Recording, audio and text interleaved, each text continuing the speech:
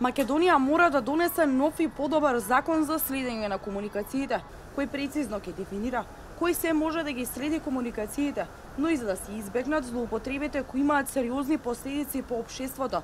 Ова на денешната меѓународна конференција го истакна државниот јавен обвинител Марко Зврлевски. Прекумерното користење на ова исклучително ефикасно средство за борба против организираниот криминал, корупцијата и тероризмот, од една страна, но и средство со кое директно се задира во основните човекови права, од друга страна, и се почесто надвори кај нас, но и на глобално ниво истото се злоупотребува.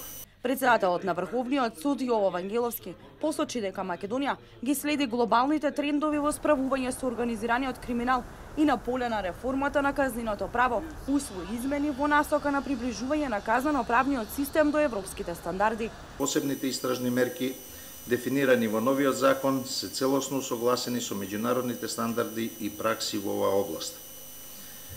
Примената на посебните истражни мерки е битно ограничена и истите се применуваат само тогаш кога е веројатно дека ќе се обезбедат податоци и докази неопходни за успешно водење на кривичната постапка.